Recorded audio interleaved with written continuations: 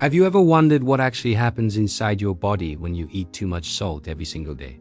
I'm talking about the kind of salty snacks we all love: chips, fries, ramen, restaurant food, all of it. Most people think the worst that can happen is feeling thirsty. But trust me, the real story is way more surprising. And once you hear it, you might look at your salt shaker a little differently. Salt is one of the most common ingredients in the world. It's in almost everything we eat, not just the foods that taste salty. Bread, cereal, soups, sauces, frozen meals, even sweet snacks, they all have salt. And here's the thing, salt isn't bad. Your body actually needs it. It helps your nerves fire, your muscles move, and your fluids stay balanced. Without salt, you wouldn't survive. But too much of it, that's where the problems begin. And in the US, almost everyone eats way more than they realize. The American Heart Association recommends about 1,500 to 2,300 milligrams of sodium a day. That's roughly 1 teaspoon. Most Americans eat double that. So today, we're breaking down what really happens when your daily salt intake goes overboard. Not in a complicated, science-heavy way, but in a real-world, everyday life way, so you can feel how it affects you. Let's get into it. We're going to walk through what happens step by step when you take in too much salt every day. And with each step, things get a little more intense, like a movie building up to its big twist. Point 1. The first thing you notice: thirst and water retention. Let's start with the obvious one. You get thirsty. Salt pulls water toward it. That's why, after a salty meal, you feel like drinking the entire ocean. Your body is basically saying, hey, we need more water to dilute all this extra salt. But the part most people don't realize is this.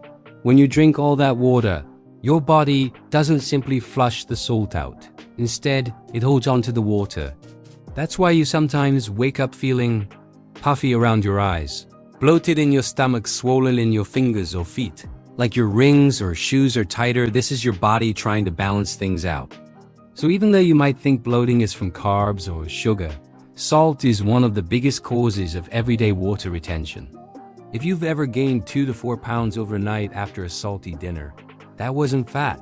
That was water weight from sodium. This is the first sign that your salt intake is too high, but it's just the beginning. Point 2. Your blood pressure starts creeping up. Here's where things start to snowball. When your body holds onto extra water, your blood volume increases. And when there's more fluid flowing through your blood vessels, it's like turning up the pressure in a hose. Your heart has to pump harder. Your blood pressure climbs, even if you don't feel it. Many people walk around with high blood pressure for years with zero symptoms. That's why it's called the silent killer. And what foods cause the most hidden salt intake? Restaurant meals, sandwiches, pizza, canned soups, frozen dinners, ramen, chips, popcorn, pretzels, bread, yes, bread. Sauces like soy sauce, barbecue sauce, hot sauce. Even healthy-looking meals at cafes or fast food places can have 1,500 to 2,000 milligrams of sodium in a single entree. That's your whole daily limit in one sitting. So your blood pressure goes up, not just temporarily, but slowly and steadily over time. Point 3. Your kidneys start working overtime. Your kidneys filter your blood. They're like your body's cleaning crew. But they have limits. When you eat too much salt, your kidneys have to work harder to get rid of the excess sodium. And as the years go by, this becomes a strain. Think of it like this. Imagine your kidneys as tiny filters. Salt makes those filters work extra hard, day after day, year after year. Eventually, they get tired. And when your kidneys struggle, waste builds up in your body, fluid retention gets worse. Blood pressure rises even more. This is why doctors always tell kidney patients to cut back on sodium. Their organs can't keep up. Even if your kidneys are healthy now, a high salt lifestyle pushes them closer to burnout. Point 4. Your heart gets pulled into the battle. Now your heart is working harder because your blood pressure is up.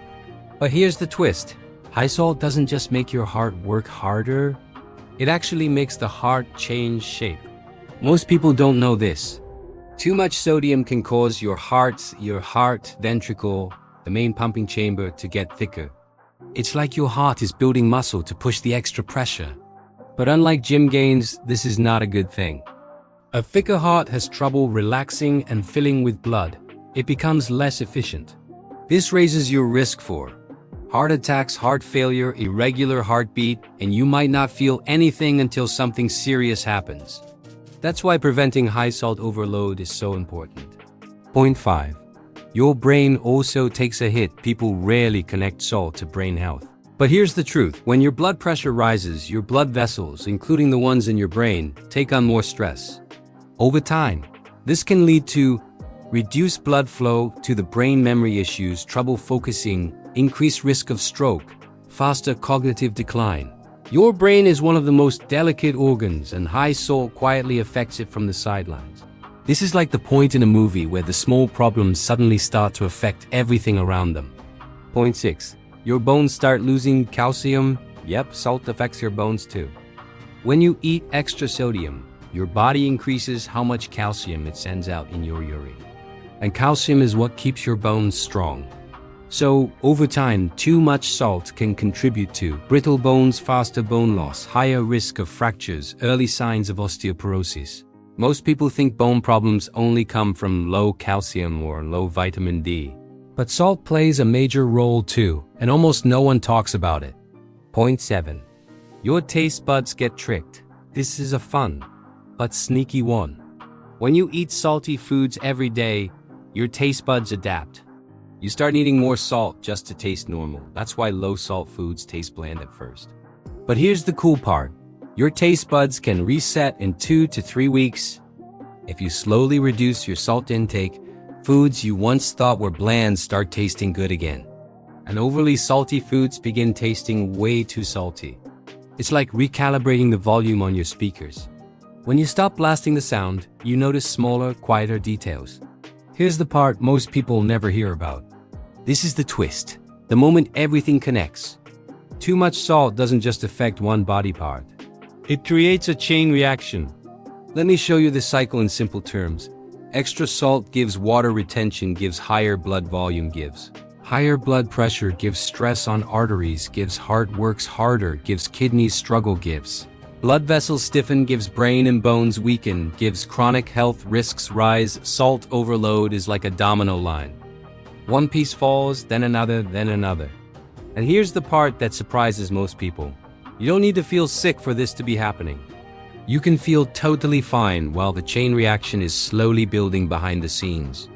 But the moment you start reducing your daily salt, the reverse chain reaction begins. You lose water weight, your blood pressure drops, your kidneys get a break. Your heart relaxes, your brain gets better blood flow, your bones stop losing calcium, your energy improves, your cravings calm down. Most people feel a difference within 7 to 14 days. This is the big reveal. The thing that makes all the earlier points come together. So what really happens if you eat too much salt every day? A whole chain reaction, from bloating to blood pressure, from your kidneys to your heart, from your brain to your bones. Salt isn't the enemy, but too much of it slowly adds stress to your whole body. The good news? It only takes a few small changes to turn things around. Choose low-sodium versions of your favorite foods. Cook more meals at home. Taste your food before adding salt. Use spices like garlic, paprika, lemon, onion powder, or black pepper. Cut back on processed and restaurant meals. Drink more water. Move your body every day. Even a 20-minute walk helps. Now, before you go, I want to hear from you. What's the one salty food you know you should cut back on, but it's just too hard to resist? Is it chips, pizza, ramen, fries? Let me know in the comments. I'm curious. If you enjoyed this video, hit the like button, subscribe for more health and wellness content, and share this with someone who loves salty snacks as much as you do. Thanks for watching. Take care of your body, and I'll see you in the next one.